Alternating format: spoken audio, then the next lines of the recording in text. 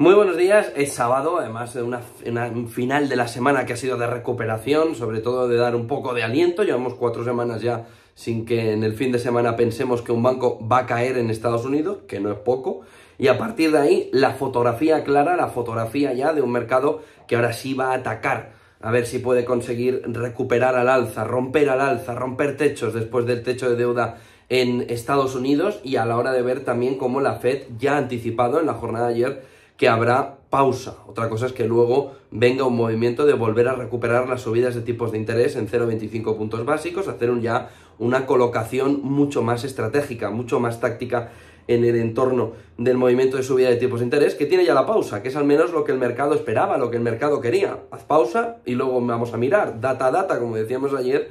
Si vemos la renta interior bruta, la data va a dejar poco margen para el movimiento de subidas, aunque una parte del mercado sí estima que la inflación todavía va a meter algún coletazo más antes de iniciar el proceso de retroceso. Otra parte del mercado, como han visto también en las últimas semanas, veía un componente deflacionario claro en el mercado.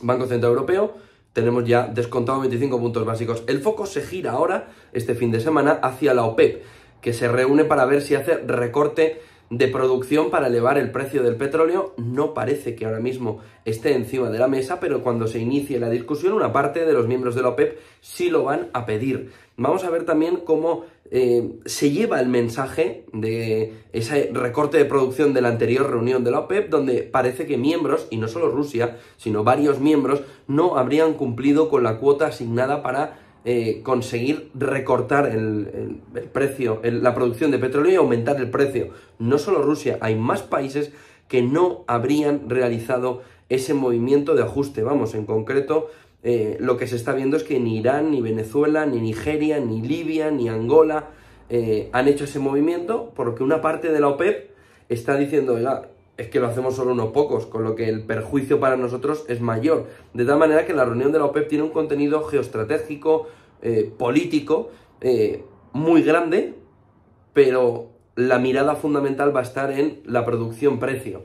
Si se hace un recorte de producción, ahora sí ejecutándolo, y cómo puede afectar al precio. Se quiere defender la cota de los $80 y se opina que con el movimiento ahora mismo de recesión, quizá simplemente con el nivel de producción actual, el precio va a ir tendiendo hacia esa cota de los $80, donde se piensa desde la OPEP que se puede estabilizar. Aún así, va a haber tensión, sobre todo en arrimar el hombro, ¿no? En ver, sobre todo, determinados países como Arabia Saudí, como Emiratos Árabes, que van a ver la manera de que el resto sí ponga el hombro como debería ponerlo en este entorno.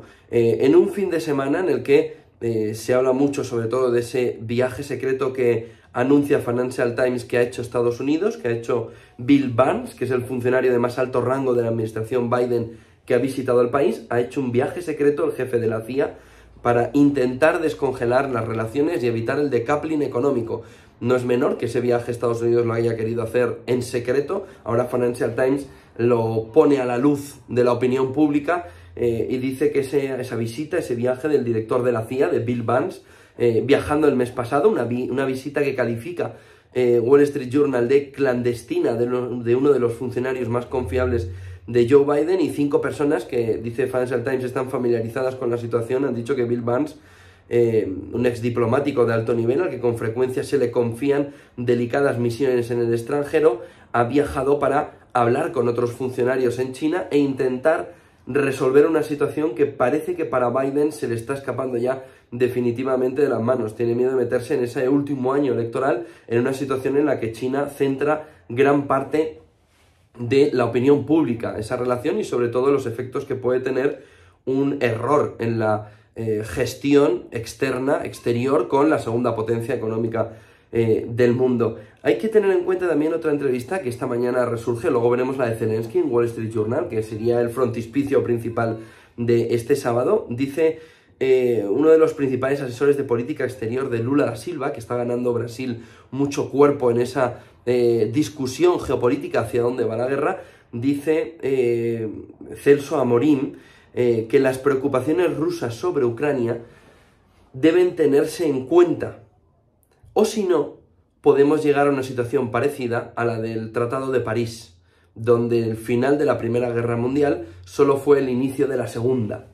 Dice Celso Amorín, hablando muy de cerca del presidente Lula da Silva, que en las conversaciones que además se ha tenido con China alrededor de ese plan de paz chino, una de las preocupaciones principales es el momento posterior.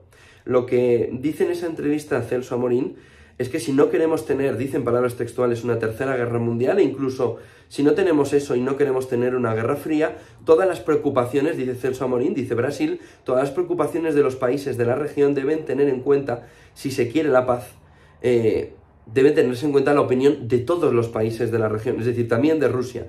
Dice, la única otra alternativa es la victoria total contra Rusia, dice Celso Amorín. ¿Y sabes lo que viene después? Dice Celso Amorín, yo no, pero sabemos lo que vino después de la Primera Guerra Mundial en un intento de aplastar a quien había iniciado la contienda. Dice Celso Amorín, dice Brasil, todas las opiniones, todas las voluntades, todos los posicionamientos de la región.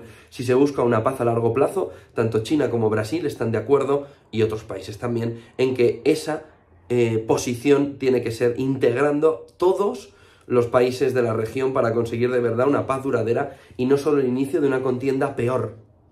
¿Qué es lo que sucede alrededor de esta fotografía que nos muestra Celso Amorín, Brasil en este entorno? Dos cuestiones. Uno, la comparecencia ayer en Finlandia con el nuevo miembro de la OTAN, de Blinken, en el que todo el mensaje estuvo dirigido en humillar, en atacar y en dañar la imagen de Rusia, bajo la fotografía de que Rusia ha fallado, ha cometido muchos fallos en todo este entorno de guerra de Ucrania. Dice Antony Blinken, el discurso del secretario de Estado tuvo un tono de supremacía en el sentido bélico, diciendo Rusia no estaba preparada para lo que está haciendo y por tanto son sucesivos los fallos que van a llevar a que finalmente en esa fotografía haya un gran golpe estratégico contra Putin, dijo Vladimir Putin en Finlandia.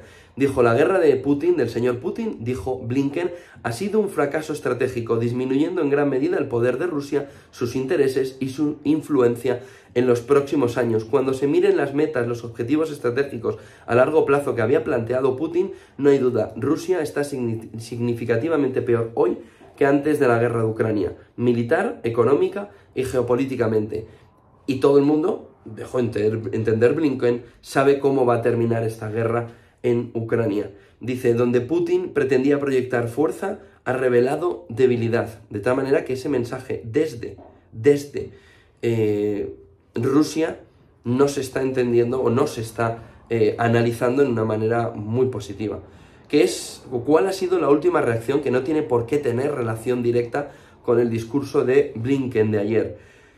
Anunció Putin que Moscú iba a blindarse mientras la OTAN les está amenazando. Es un cambio de discurso también importante. Putin ayer advirtió que mientras la OTAN le amenaza, Rusia va a hacer el movimiento de protegerse. ¿Cómo? Pues de entrada va a hacer una serie de búnkers en el entorno del millón de dólares para unas 800 personas, y no es, como se puede imaginar después de la Guerra Fría, el único búnker que hay en Moscú que hay en el conjunto de Rusia. De tal manera que la actualidad o el análisis geopolítico va en el entorno de por qué Rusia hace un movimiento de protegerse ante determinados ataques, no solo de los drones, sino que esos búnkers están preparados para una situación nuclear. Lo que abre la puerta también a que Putin pudiera estar pensando también en un movimiento nuclear, con el consiguiente también movimiento de autodefensa a la respuesta que pudieran tener desde Occidente. La OTAN, en ese entorno, también ha puesto un discurso encima de la mesa, después del discurso de Blinken, que es que solo Rusia puede poner fin a la guerra de un medio que no sea el bélico, dando a entender que el único movimiento que pudiera hacer Rusia sería, en este caso, un movimiento hacia aceptar su derrota. ¿Cuál es eso es lo que dice la OTAN. El último punto del día, de hecho, dejamos para el final la posición de la entrevista en Wall Street Journal. Wall Street Journal ha dicho que definitivamente Ucrania está preparada para la contraofensiva. Es el titular principal esta mañana de Wall Street Journal en una entrevista en exclusiva en el que Zelensky dice ya estamos preparados para hacerlo, estamos preparados para iniciar esa contraofensiva, y además ha dejado una píldora que resuena sobre todo en Estados Unidos. Dice: no entiendo lo que dice Trump alrededor de que él terminaría la guerra en solo 24 horas. Y dice que le llama la atención, pero también le preocupa, cuál puede ser el posicionamiento de una próxima administración, no Biden, sino Trump, en el que tiene ese mensaje de que acabaría con la guerra de Ucrania en solo 24 horas. Dice Zelensky que no sabe a qué se refiere Donald Trump, pero volviendo al tema fundamental, dice Zelensky: creemos firmemente que vamos a tener éxito. No sé cuánto tiempo nos va a llevar la contraofensiva, para ser sincero, puede ir de varias maneras completamente diferentes, pero vamos a hacerlo y estamos completamente preparados gracias, dice Zelensky, al apoyo que nos ha dado Occidente y a la OTAN, poniendo otra vez a la OTAN y a Occidente en el punto de mira de toda la fotografía geopolítica. Entendiendo Rusia, todo esto es una contienda, es una guerra en la que todo Occidente está metido en la discusión bélica, precisamente. De tal manera que tenemos mercados recuperándose, cisne negro avanzando con esos búnkers que está realizando Rusia, y con esa fotografía de la contraofensiva que no tenemos todavía la visibilidad de cuál va a ser la consecuencia a largo plazo. Si Ucrania tuviera éxito, ¿cómo iría Rusia a una mesa de negociación de paz? Si Ucrania tuviera éxito, ¿cuál sería también en la contienda bélica la reacción de Rusia? Buen día y buen negocio.